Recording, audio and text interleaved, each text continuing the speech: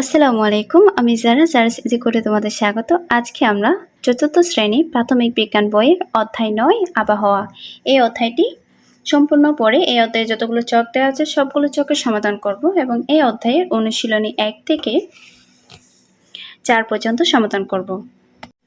অধ্যায় ৯ আবহাওয়া।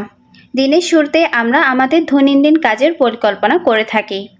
আমরা কী ধরনের পোশাক পরব, ছাতা প্রয়োজন কিনা অথবা শীতের কাপড় নিতে হবে কিনা তা কি দেখে ঠিক করি। এই কাজগুলোর বিষয়ে সাধারণত ওই দিনের আবহাওয়া দেখে আমরা সিদ্ধান্ত নিয়ে থাকি। পাঠ ১ আবহাওয়া। প্রকৃতিতে কখনো গরম, কখনো ঠান্ডা, কখনো অঝোর ধারায় বৃষ্টি, আবার কখনো অঝোর হাওয়া দেখা যায়। কোনো স্থানে একটি দিনে প্রকৃতির ও এই অবস্থানগুলোকে আবহাওয়া বলা হয়।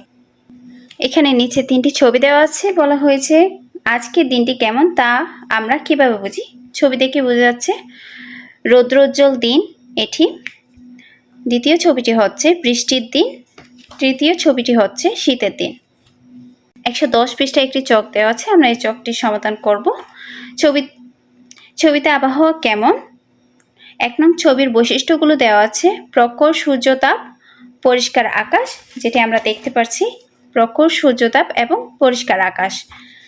তারপর দেওয়া আছে ২ নং ছবি। আমরা ২ নং ছবি এবং ৩ নং ছবির বৈশিষ্ট্যগুলো লিখব। ২ নং ছবির বৈশিষ্ট্য দুটি হচ্ছে অঝোর ধারায় বৃষ্টি, আকাশে ঘন মেঘ। ৩ নং ছবির বৈশিষ্ট্য হালকা সূর্যতাপ, আকাশ কুয়াশাচ্ছন্ন, যেগুলো আমরা একটু আগেই দেখেছি। পাঠ ২ আবহাওয়ার প্রতীক। আমরা রেডিও, টেলিভিশন ও খবরের কাগজ থেকে আবহাওয়ার খবর পেয়ে থাকি। এছাড়াও আমরা স্মার্টফোন বা কম্পিউটার থেকেও প্রতিদিনের আবহাওয়ার খবর জানতে পারি। আবহাওয়ার খবরে কি বলা হয় এগুলো এরকম হতে পারে: দিনের তাপমাত্রা বাড়তে পারে বা হালকা ভারী বৃষ্টিপাতের সম্ভাবনা রয়েছে বা হালকা কুয়াশা থাকতে পারে, অথবা ধমকা বা জোরো হাওয়া বয়ে যাবে। ভিন্ন ভিন্ন প্রতীকের মাধ্যমে আবহাওয়ার বিভিন্ন অবস্থা বোঝানো হয়। এবার সেগুলো দেখে চিনে নিই।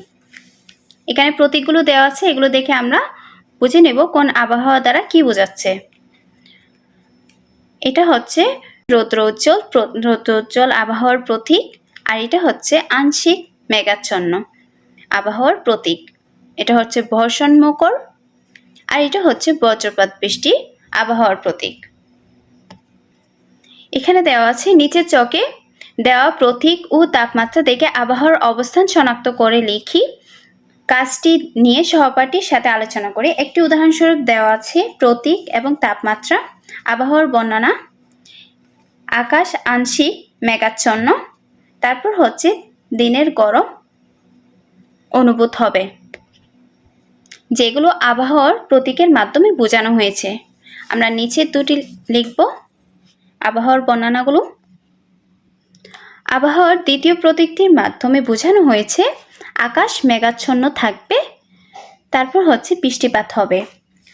আবহাওয়ার তৃতীয় প্রতীকটির মাধ্যমে বোঝানো হয়েছে আকাশ পরিষ্কার ও রোদ থাকবে, দিনে প্রচণ্ড গরম অনুভূত হবে। আশা করছি তোমরা চকটির উত্তর বুঝতে পারছো। পাঠ ৩ আবহাওয়ার উপাদান।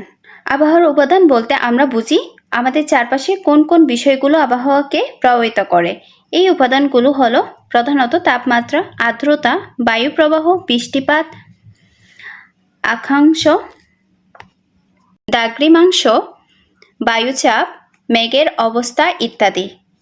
এই উপাদানগুলোর মাধ্যমে তাপমাত্রা, আর্দ্রতা, বায়ু প্রবাহ ও বৃষ্টিপাত নিয়ে আলোচনা করব। আবহাওয়ার উপাদানগুলো বিভিন্ন অবস্থা অনুযায়ী আবহাওয়া কেমন হবে তা জানা যায়। এখন আমরা পড়ব আবহাওয়ার উপাদানগুলো সম্পর্কে। তাপমাত্রা। আমরা প্রতিদিন একই রকম গরম বা একই রকম ঠান্ডা বা গরম অনুভব করি না। বাতাস কতটা ঠান্ডা বা গরম তার ভিত্তিতে আমাদের ঠান্ডা বা গরম লাগে। কোনো সময় বাতাস কতটা ঠান্ডা বা গরম তা এই সময়ের তাপমাত্রা। উপরে একটি ছবি দেওয়া আছে। সূর্য পূর্ব দিক থেকে পশ্চিম দিকে অস্ত যাওয়ার সূর্য ঠিক দুপুরে মাঝামাঝিতে থাকে। একই দিনে সকালবেলা ঠান্ডা এবং দুপুরটা বেশ গরম হতে পারে। তোমরা কি জানো কেন এমন হয়ে থাকে? সকালবেলা সূর্য উঠলে তাপমাত্রা বেড়ে আবহাওয়া ধীরে ধীরে গরম হতে থাকে। আবার সন্ধ্যায় সূর্য যখন অস্ত যায় তখন তাপমাত্রা কমে পরিবেশ ধীরে ধীরে ঠান্ডা হয়। তাপমাত্রা যত বেশি হবে তত বেশি জলীয় বাষ্প উৎপন্ন হয়। এই জলীয় বাষ্প পরবর্তী সময়ে প্রচুর মেঘ উৎপন্ন করে। তাপমাত্রা প্রকাশ করা হয় সেলসিয়াস ডিগ্রি দিয়ে। এখন আমরা পড়ব আর্দ্রতা নিয়ে। বাতাসে যখন জলীয় বাষ্পের পরিমাণ কম থাকে তখন সেটি বাতাসে শুষ্ক অবস্থা, যখন এর পরিমাণ বেশি থাকে তখন সেটি বাতাসের আর্দ্র অবস্থা। বাতাসে জলীয় বাষ্পের উপস্থিতি হলো আর্দ্রতা। বাতাসে আর্দ্রতা বেশি থাকলে বৃষ্টিপাতের সম্ভাবনা বেড়ে যায়। বাতাসে আর্দ্রতা কম থাকলে কাপড় তাড়াতাড়ি শুকায়, আবার ঠোঁট ও চামড়া ফেটে যায়। আর্দ্রতার পরিমাপ শতকরা হারে প্রকাশ করা হয়। সাধারণত আর্দ্রতা 90% এর বেশি হলে বৃষ্টিপাত ঘটে। এখন আমরা পড়ব বৃষ্টিপাত নিয়ে। জলীয় বাষ্প আকাশে মেঘ হয়ে ভেসে বেড়ায়।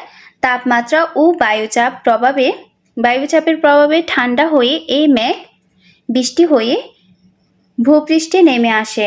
বৃষ্টি, তুষার, শিশির, শিলাবৃষ্টি সবকিছুই বৃষ্টিপাত হিসেবে গণ্য করা হয়। বৃষ্টিপাতের পরিমাপ মিলিমিটারে প্রকাশ করা হয়। বায়ুপ্রবাহ। পতাকা বা গাছের পাতা নড়াচড়া দেখে বুঝতে পারি যে বাতাস বইছে বা বায়ু প্রবাহিত হচ্ছে। আমরা বাতাস দেখতে পাই না, কিন্তু বাতাস বইলে তা বোঝা যায়। বায়ু প্রবাহ হলো বায়ু সচল অবস্থা। বায়ু কখনো ধীরে আবার কখনো তীব্র বেগে প্রবাহিত হয়। বায়ু প্রবাহকে এর দিক ও গতি দ্বারা বিবেচনা করা যায়। এখন আমরা পড়ব পাঠ 4 আবহাওয়ার বিভিন্ন উপাদানের মধ্যে সম্পর্ক নিয়ে। আবহাওয়ার উপাদানের পারস্পরিক সম্পর্ক বিষয়ে আরও কিছু জানি। তাপমাত্রার প্রভাবে বাতাসে আর্দ্রতা কম বেশি হয়। আবার যখন ভূপৃষ্ঠের কোনো অঞ্চল অন্য অঞ্চল থেকে বেশি গরম হয় তখন সে স্থানে বায়ু হালকা হয়ে উপরে উঠে যায়। ফলে সেখানে বায়ু শূন্যতা সৃষ্টি হয় ও বায়ুচাপ কমে যায়। আশেপাশে এলাকায় বায়ু দ্রুত বেগে ওই শূন্যতা পূরণ করে। এভাবে তাপমাত্রার পার্থক্যের ফলে বায়ু প্রবাহিত হয়। তাপমাত্রার প্রভাবে বায়ু প্রবাহের দিকও পরিবর্তন হয়। যেমন দিনের বেলায় সমুদ্রের বাতাস অপেক্ষাকৃত শীতল থাকে। সমুদ্র থেকে এই শীতল বাতাস স্থলভাগের দিকে প্রবাহিত হয়। এতে স্থলভাগ শীতল হয়। রাতের বেলা স্থলভাগের বাতাস শীতল থাকে। এই শীতল বাতাস সমুদ্রের দিকে প্রবাহিত হয় এবং সমুদ্রের গরম বাতাস স্থলভাগের দিকে প্রবাহিত হয়। ফলে রাতে গরম অনুভূত হয়। মাঝে মাঝে বায়ু প্রবাহ অনেক শক্তিশালী হয়ে ঝড় বা ঘূর্ণিঝড় সৃষ্টি করে। বায়ু প্রবাহ জলীয় বাষ্পকে এক এলাকা থেকে অন্য এলাকায় বয়ে নিয়ে যায়। তাই বায়ু প্রবাহ কখনো বৃষ্টিপাত ঘটায় অথবা মেঘ সরিয়ে আকাশ পরিষ্কার করে। আর্দ্রতা বেশি হলে সহজেই মেঘ থেকে বৃষ্টি অথবা শিশির তৈরি করে। তাপমাত্রা যত বাড়ে নদ-নদী, সমুদ্র, খাল-বিল এবং হ্রদ থেকে তত বেশি পানি জলীয় বাষ্পে পরিণত হয়। এই জলীয় বাষ্পই মেঘ হয় ও পরবর্তী সময়ে বৃষ্টি হয়ে নামে। তাই তাপমাত্রা বাড়লে বৃষ্টিপাত বাড়ে। এখন আমরা পড়ব পাঠ 5 আবহাওয়ার প্রভাব পরিবর্তন, তা বিশ্লেষণ ও সতর্কতা নিয়ে। আমরা আবহাওয়ার উপাদানগুলো সম্পর্কে জেনেছি। আবহাওয়া এই উপাদানগুলো একে অপরের সাথে সম্পর্কযুক্ত। আবহাওয়া সম্পর্কে ধারণা অর্জন করতে হলে বা কোনো নির্দিষ্ট দিনের আবহাওয়া কেমন হবে তা বের করতে হলে ওই দিনের বা আগের দিনের তাপমাত্রা, আর্দ্রতা, বৃষ্টিপাত, বায়ুচাপ ইত্যাদি তথ্য জানতে হবে। কোনো দিনের আবহাওয়া তথ্য জানার জন্য সাধারণত টেলিভিশন, ইন্টারনেট, মোবাইল, খবরের কাগজ ইত্যাদির উপর নির্ভর করতে হয়। 116 পৃষ্ঠায় একটি চক দেওয়া আছে, আমরা চকটির উত্তর জানবো। এখানে আবহাওয়ার উপাদানগুলো দেওয়া আছে, আবহাওয়ার তথ্য, আবহাওয়ার পূর্বাভাস, সতর্কতামূলক ব্যবস্থা। প্রথমটি উদাহরণস্বরূপ দেওয়া আছে, নিচে দুটি আমরা সমাধান করব। আবহাওয়ার উপাদানগুলো হচ্ছে তাপমাত্রা, আর্দ্রতা, বায়ু প্রবাহ। আবহাওয়ার তথ্য হলো 25 ডিগ্রি সেলসিয়াস, 90% ধমকা হাওয়া। আবহাওয়ার পূর্বাভাস হলো ঝড় ও বৃষ্টির সম্ভাবনা। এখন সতর্কতামূলক ব্যবস্থা হচ্ছে ছাতার ব্যবহার। আমরা বাকি দুটি সমাধান করি। আবহাওয়ার উপাদানগুলো হচ্ছে তাপমাত্রা, আর্দ্রতা, বায়ু প্রবাহ। আবহাওয়ার তথ্য হলো 40 ডিগ্রি সেলসিয়াস, 30% মৃদু হাওয়া। আবহাওয়ার পূর্বাভাস হবে এখানে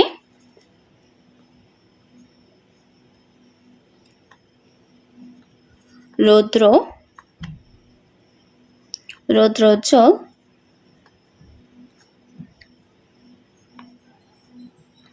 আকাশ। সতর্কতামূলক ব্যবস্থা হচ্ছে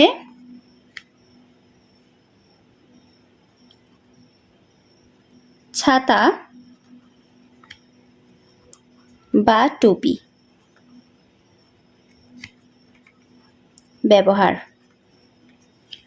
তারপরটি দেখি, আবহাওয়ার উপাদানগুলো হচ্ছে তাপমাত্রা, আর্দ্রতা, বায়ু প্রবাহ। আবহাওয়ার তথ্য হলো 12 ডিগ্রি সেলসিয়াস, 50% বা শতাংশ শীতল হাওয়া। আবহাওয়ার পূর্বাভাস হবে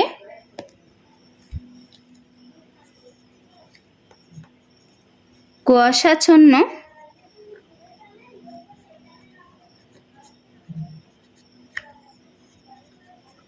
আকাশ। সতর্কতামূলক ব্যবস্থা হচ্ছে গরম কাপড় পরিধান করা। আশা করছি তোমরা আবহাওয়ার পূর্বাভাস এবং সতর্কতামূলক ব্যবস্থাগুলো বুঝতে পারছো। এখানে বলা হয়েছে মেঘ দেখে পূর্বাভাস। মেঘ হলো আকাশের ভাসমান পানির কণা। এরা সাদা, ধূসর, কালো, তুলার মতো বস্তু বা যা আকাশে ভেসে বেড়ায়। মেঘের উচ্চতা ও গঠনের উপর ভিত্তি করে মেঘের শ্রেণীকরণ করা হয়। মেঘকে 10টি শ্রেণীতে ভাগ করা যায়। প্রাথমিকভাবে আমরা 4 ধরনের মেঘ নিয়ে আলোচনা করব। বৈশিষ্ট্য অনুযায়ী 4 ধরনের মেঘ হলো: 1. সাদা, তুলা বা পালকের মতো আকাশে অনেক উপরের দিকে ভেসে থাকে, তাকে সাইরাস মেঘ বলে। এই মেঘ থেকে বৃষ্টিপাত হয় না। তারপর হচ্ছে 2 নাম্বার, ধূসর বা সাদা স্তূপ আকৃতির মেঘ, যা দেখতে ফুলকপির মতো। এই মেঘের নাম কিউমুলাস। এই মেঘ বজ্রপাত সহ বৃষ্টিপাত হতে পারে। 3. পাতলা পর্দার মতো ধূসর রঙের মেঘ পুরো আকাশ ছেয়ে থাকে। এই মেঘকে বলে স্ট্রেটাস। এই মেঘ থেকে কখনো হালকা বৃষ্টি হতে পারে। 4. ধূসর বা কালো মেঘ, যা পৃথিবীর খুব কাছাকাছি থাকে, তা হলো নিম্বাস। এই মেঘের কারণে প্রচুর বৃষ্টিপাত হয়। আশা করছি তোমরা 4 ধরনের মেঘ সম্পর্কে বুঝতে পারছো। একটি হচ্ছে সাইরাস মেঘ, যেটা হচ্ছে সাদা তুলো বা পালকের মতো। আরেকটা হচ্ছে কিউমুলাস মেঘ, যেটা হচ্ছে ধূসর বা সাদা স্তূপ আকৃতির মেঘ। আরেকটা হলো স্ট্রেটাস মেঘ, যেটা পাতলা পর্দার মতো ধূসর রঙের মেঘ। আরেকটা হচ্ছে নিম্বাস, এটি হলো ধূসর বা কালো মেঘ, যা পৃথিবীর খুব কাছাকাছি থাকে। 4 ধরনের মেঘ সম্পর্কে তোমরা বুঝতে পারছো। নিচে এই মেঘগুলো কেমন দেখতে তার ছবি সহ দেওয়া হয়েছে। এটা হচ্ছে সাইরাস মেঘ, দেখতে এমন। এটা হলো কিউমালাস মেঘ। এটা হচ্ছে স্ট্রেটাস মেঘ। আর 4 নাম্বারটা হচ্ছে নিম্বাস মেঘ, যেটা দেখতে একদম কালো। এখন আমরা পড়ব পাঠ 7 পানি চক্র নিয়ে। পানির আরেক নাম জীবন। পানি আমাদের দৈনন্দিন জীবনে একটি অপরিহার্য উপাদান, কিন্তু এই পানি সর্বদা একই অবস্থায় থাকে না। প্রকৃতিতে একে আমরা বিভিন্ন অবস্থায় পরিবর্তিত হতে দেখি। আজ আমরা একটি মজার বিষয় শিখব। একটি বোতলে পানি থেকে সামান্য পরিমাণ পানি টেবিলের উপরে ঢেলে দিই। কিছুক্ষণ পর লক্ষ্য করলে আমরা দেখতে পাবো এই পানি শুকিয়ে গেছে। আমরা কি জানি পানি শুকিয়ে কোথায় গেল? বাড়িতে আমরা এরকম আর কি কি শুকাতে দেখি? তোমরা কি কখনো শিলাবৃষ্টি দেখেছো? শিলাগুলো মূলত বরফের টুকরা। একটি পাত্রে কয়েকটি শিলার টুকরো কিছুক্ষণ রেখে দিলে আমরা কি দেখতে পাই? নিচে দেওয়া আছে 2টি ছবি। একটি হচ্ছে কয়েকটি শিলা, আর হলো শিলার পানিতে পরিবর্তন। বর্ষাকালে বৃষ্টি এত পানি কোথা থেকে আসে? নদী, নালা, খাল, বিল, হ্রদ এবং সাগরের এত পানি কিভাবে কোথা থেকে আসে আর কোথায় বা যায়? সহপাঠীর সাথে আলোচনা করে নিচের চকের উত্তরগুলো লিখি। এখানে নিচে একটি চক দেওয়া আছে, চকের মধ্যে কিছু প্রশ্ন দেওয়া আছে বাম পাশে। আমরা ডান পাশে উত্তরগুলো লিখব। আমরা উত্তরগুলো জেনে নিব। প্রশ্নগুলো পড়ি। রান্নার পর হাঁড়ির ঢাকনা নিচে আমরা কি দেখতে পাই? উত্তরটি হলো রান্নার পর হাঁড়ির ঢাকনার নিচে আমরা ছোট ছোট পানির ফোঁটা দেখতে পাই। ভেজা কাপড় রোদে ছড়িয়ে দিলে কি ঘটে?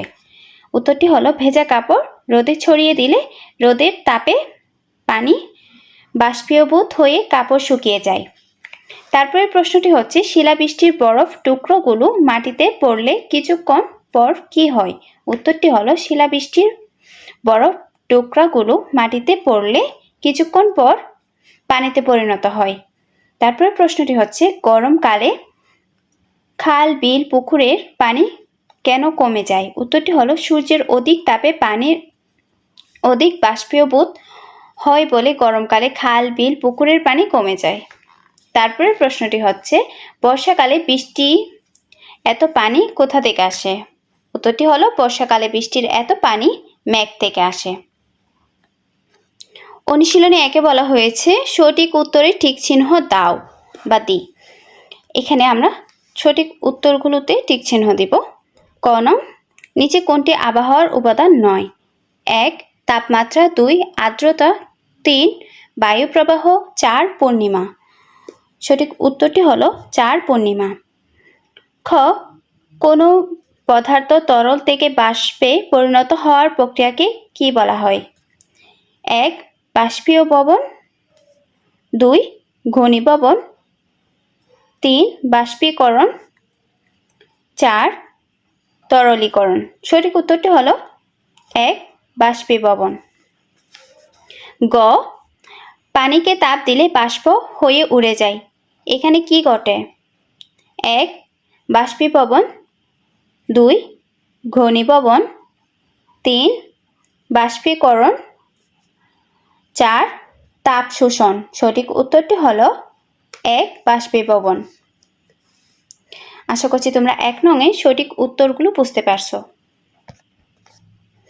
2 নং-এ বলা হয়েছে শূন্যস্থান পূরণ করি। এখানে খালি জায়গা দেওয়া আছে, এই জায়গাগুলোতে আমরা সঠিক শব্দটি বসাবো। চলো আমরা দেখি এখানে কোথায় কোন শব্দটি বসবে। ক সাদা পালকের মতো মেঘগুলোকে বলে কি মেঘ? এখানে হবে সাইরাস মেঘ।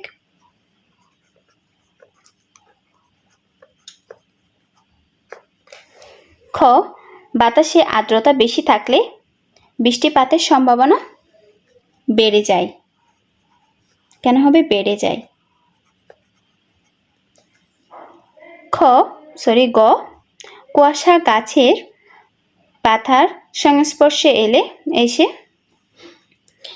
শিশির এ পরিণত হয়। এখানে হবে শিশিরে পরিণত হয়। আশা করছি তোমরা 2 নংয়ের শূন্যস্থান পূরণগুলো বুঝতে পারছো। 3 নংয়ে দেওয়া আছে সংক্ষিপ্ত প্রশ্ন। আমরা সংক্ষিপ্ত প্রশ্নের উত্তর জানবো। তার আগে প্রশ্নগুলো পড়ি। ক, আবহাওয়ার উপাদানগুলো কি কি? খ, বাতাসে আর্দ্রতা কম থাকলে কি হয়? গ, কোন ধরনের মেঘে অনেক বৃষ্টিপাত হয়? চল আমরা উত্তরগুলো জেনে নিই। ক নং প্রশ্নটি ছিল আবহাওয়ার উপাদানগুলো কি কি? উত্তরটি হলো আবহাওয়ার উপাদানগুলো হলো প্রধানত তাপমাত্রা, আর্দ্রতা, বায়ুপ্রবাহ, বৃষ্টিপাত, অক্ষাংশ, দ্রাঘিমাংশ, বায়ুর চাপ, মেঘের অবস্থান ইত্যাদি। খ নং প্রশ্ন হচ্ছে বাতাসে আর্দ্রতা কম থাকলে কি হয়? উত্তরটি হলো বাতাসে আর্দ্রতা কম থাকলে 1, কাপড় তাড়াতাড়ি শুকায়, 2, আমাদের ঠোঁট ফেটে যায়, 3, চামড়া ফেটে যায়। গ নং প্রশ্নটি হচ্ছে কোন ধরনের মেঘে অনেক বৃষ্টিপাত হয়? উত্তরটি হলো নিম্বাস মেঘে অনেক বৃষ্টিপাত হয়। নিম্বাস মেঘ হলো ধূসর বা কালো মেঘ যা পৃথিবীর খুব কাছাকাছি থাকে। আশা করছি তোমরা 3 নংয়ের সংক্ষিপ্ত প্রশ্নের উত্তরগুলো বুঝতে পারছো। 4 নংয়ে দেওয়া আছে বর্ণনামূলক প্রশ্ন। আমরা বর্ণনামূলক প্রশ্নের উত্তর জানবো। তার আগে প্রশ্নগুলো পড়ি। ক, আবহাওয়া বলতে কি বোঝায়? আবহাওয়ার তথ্য আমরা কিভাবে পেয়ে থাকি? খ, বৃষ্টি কিভাবে হয়? গ, কৃষিক্ষেত্রে আবহাওয়ার গুরুত্ব কি?